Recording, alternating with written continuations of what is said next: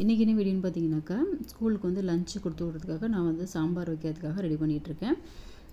சாம்பார் கூட என்னென்ன துவரம்பருப்பு கூட நான் வந்து குக்கரில் என்ன வேக போடுவேன்னு பார்த்தீங்கன்னாக்கா, 2 தக்காளி, 2 வெங்காயம், அதுக்கப்புறம் பூண்டு, அதுக்கப்புறம் மஞ்சத்தூள் போட்டு நான் ஒரு 1/2 டம்ளர் துவரம்பருப்பு வந்து போட்டுட்டு குக்கரில் வந்து வேக வச்சுருவேன். வெங்காயத்தூள், அதுக்கப்புறம் பூண்டு தூள், அப்புறம் காய் சீவும் போது வர வேஸ்ட்டு எல்லாமே பார்த்திங்கனாக்கா நான் வந்து டஸ்ட்பினில் போட மாட்டேன். அது வந்து ரோஸ் செடியில் நான் வந்து போட்டுருவேன். இது மாதிரி தனியாக ஒரு பேஸ்கெட் வச்சு எனக்கு வந்து போடும்போது தான் எனக்கு க்ளீன் பண்ணுறதுக்கு ஈஸியாக இருக்கும். அதனால் இப்போ வந்து இது என்னென்னு பார்த்தீங்கன்னாக்கா, நேற்று வந்து நான் செஞ்ச ப்ரெட்டு வந்து ஒரு பாக்ஸில் போட்டு வச்சுருந்தேன். அது வந்து ஆறுனதுக்கப்புறம் கட் பண்ணி வச்சுருக்கேன். அடுத்தது என்ன பண்ணுறேன்னு பார்த்தீங்கன்னாக்கா, கொத்தமல்லி வந்து நான் வந்து காலையில் வாங்கிட்டு வந்தேன். அதை வந்து க்ளீன் பண்ணிவிட்டு ஒரு டப்பாவில் போட்டு வைக்கிறேன்.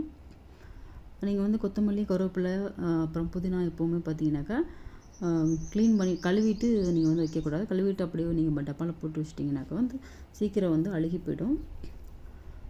கொத்தமல்லி பார்த்திங்கனாக்கா வேரை மட்டும் கட் பண்ணிவிட்டு அதை நான் அப்படியே வந்து பாக்ஸில் போட்டு ஸ்டோர் பண்ணிடுவேன். ஒரு பாக்ஸ்க்குள்ளே ஒரு பாலித்தீன் கவர் போட்டு நான் வந்து ஸ்டோர் பண்ணிடுவேன். இல்லைனா ஒரு டிஷ்யூ பேப்பர் போட்டு அதுக்குள்ளே வச்சு நான் வந்து ஸ்டோர் பண்ணுவேன். எப்போவுமே இப்படி தான் நான் வந்து கருவேப்பிலை பார்த்திங்கனாக்கா எப்போவுமே இந்த மாதிரி தனித்தனியாக ஒரு இலையாக உருவி அதையும் நான் வந்து பாக்ஸில் போட்டு வச்சுருவேன். அப்போ தான் உங்களுக்கு வந்து சீக்கிரம் கெட்டு போகாது. நீங்கள் வந்து வாஷ் பண்ணிவிட்டு வைக்கக்கூடாது. கொத்தமல்லி, கருவேப்பிலை, புதினா 3மே நீங்கள் சமைக்கும் போது நம்ம வந்து எடுத்து வாஷ் பண்ணிக்கலாம். இப்போ வந்து பார்த்திங்கனாக்கா க்ளீன் பண்ணி வச்சுட்டேன் ஃப்ரிட்ஜில். அதுக்கப்புறம் நான் வந்து கவர் போட்டு வச்சுருவேன். நான் எப்போவுமே பார்த்திங்கனாக்கா உடனே காயெல்லாம் கட் பண்ணதுக்கப்புறம் பார்த்திங்கனாக்கா உடனே க்ளீன் பண்ணிடுவேன்.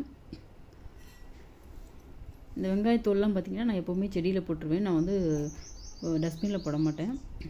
ரோஸ் செடியில் நான் வந்து போட்டுருவேன். அதுக்கப்புறம் என்ன பண்ணுறேன்னு பார்த்தீங்கன்னாக்கா, சாம்பார் வைக்கிறதுக்காக காய் வந்து கட் பண்ண போகிறேன். நேற்று வச்ச சவுச்சோ கொஞ்சம் இருந்துச்சு, கட் சவுச்சோ, அப்புறம் ஒரு 4 கத்திரிக்காய், கேரட்டு, அப்புறம் முள்ளங்கி எல்லாத்தையும் கட் பண்ணி சாம்பாரில் போடுறதுக்காக ரெடி பண்ணுறேன். இப்போ வந்து பார்த்திங்கனாக்கா கத்தி வந்து ஷார்ப் இல்லாததுக்காக வந்து நைஃப் ஷார்ப்னர் எடுத்து நான் வந்து ஷார்ப் பண்ணிக்க போகிறேன். இது எப்படி இருக்குன்னு பார்த்தீங்கன்னாக்கா, நம்ம வந்து அது மேக்னெட் அடியில் வந்து நான் வந்து ஸ்டவ் மேலே வச்சு அதை அப்படியே ஒரு மேலே வந்து ரிங் மாதிரி இருக்கும், அதை வந்து கீழே அப்படியே ப்ரெஸ் பண்ணிட்டோம்னா ஒட்டிக்கும். அப்புறம் நம்ம வந்து நைஃப் வந்து ஷார்ப் பண்ணிவிட்டு நம்ம வந்து கட் பண்ணலாம்.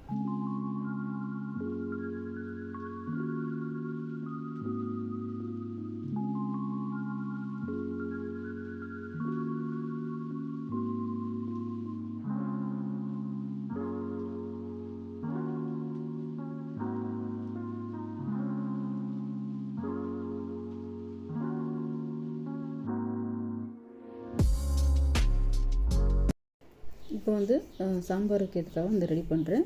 கடாயில் வந்து நான் வந்து கொஞ்சமாக வந்து ஆயில் விட்டுக்கிறேன். அதுக்கப்புறம் கடுகு வந்து 1 ஸ்பூன் கிட்ட போட்டுட்டு அது பொரிஞ்சதுக்கப்புறம் பார்த்திங்கன்னா ஒரு 1/2 ஸ்பூன் வந்து வெந்தயம் ஆட் பண்ணுறேன். அதையும் வந்து நல்லா பொரிஞ்சதுக்கப்புறம் ஒரு 2 வரமிளகாய் வந்து ஆட் பண்ணுறேன்.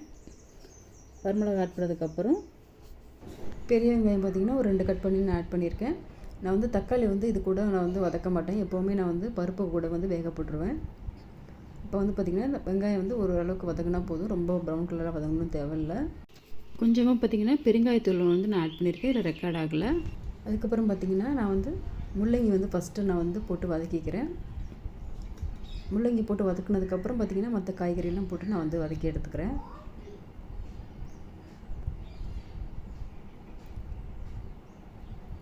அதையும் நல்லா வந்து நம்ம வந்து எண்ணெயிலே வதக்கி விட்டுக்கலாம். இப்போ வந்து ஓரளவுக்கு வதங்கிருச்சு. இந்த டைமில் பார்த்திங்கன்னா மிளகாத்தூள் வந்து 1 ஸ்பூன், அதுக்கப்புறம் சாம்பார் பொடி வந்து 2 ஸ்பூன் வந்து ஆட் பண்ணிக்கிறேன். இப்போ வந்து அதையும் நல்லா வந்து வதக்கி விட்டுக்கலாம். வதக்கினதுக்கப்புறம் பார்த்திங்கனாக்கா நான் வந்து புளி தண்ணி வந்து நான் வந்து கொஞ்சமாக ஆட் பண்ணுறேன். புளி தண்ணி வந்து ஆட் பண்ணதுக்கப்புறம் பார்த்திங்கனாக்கா ஒரு 5 நிமிஷம் நம்ம வந்து கொதி வந்தால் போதும், ரொம்ப கொதிக்கணும்னு அவசியம் இல்லை. அதுக்கப்புறம் நம்ம வந்து மசாலாலாம் நம்ம வந்து ஆட் பண்ணிக்கலாம். இப்போ வந்து மிக்ஸ் பண்ணி விட்டுட்டு அதுக்கப்புறம் பார்த்திங்கனாக்கா ஒரு 5 நிமிஷம் வந்து கொதிக்க வச்சிடுறேன் மூடி வச்சுட்டு. இப்போ வந்து புளி தண்ணி வந்து நல்லா கொதிச்சிருச்சு, பச்சை வாசனை போகிற அளவுக்கு கொதிச்சிருச்சு. இப்போ வந்து என்ன பண்ணுறேன்னு பார்த்தீங்கன்னாக்கா, இப்போ வந்து பருப்பு வேக வச்ச தண்ணியை வந்து நான் ஆட் பண்ணிக்கிறேன். பருப்பு வேக வச்ச தண்ணி வந்து ஆட் பண்ணிவிட்டு அதுக்கப்புறமா நான் வந்து துவரம்பருப்பு கூட 2 தக்காளி, 2 பெரிய வெங்காயம், ஒரு 4-5 பல் பூண்டு, மஞ்சத்தூள் சேர்த்து நான் வந்து பருப்பு வந்து எப்போவும் வேக வச்சுருவேன். வந்து தக்காளி போட்டு வதக்க மாட்டேன். நான் வந்து அதனால வந்து தக்காளியை வந்து பருப்பு கூடயே வேக வச்சுட்டு அதுக்கப்புறமா அதை கடைஞ்சிட்டு நம்ம வந்து ஊற்றிக்கலாம். இப்போ வந்து ஊற்றிட்டு தண்ணி தேவையான அளவுக்கு நான் வந்து ஆட் பண்ணிக்கிறேன்.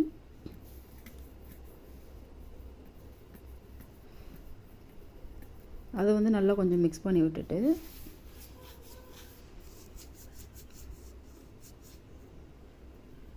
இப்போ வந்து கல் உப்பு நான் வந்து ஆட் பண்ணுறேன். இப்போ வந்து பார்த்திங்கன்னா நான் வந்து இந்த உருளைக்கிழங்கு தோல்லாம் சீவினேன். அதை வந்து நான் வந்து கீழே போட மாட்டேன். அதை வந்து நான் வந்து ரோஸ்ட் செடியில் போட்டுருவேன். இப்போ வந்து பார்த்திங்கனாக்கா சாம்பார் வந்து நல்லா கொதிஞ்சிருச்சு.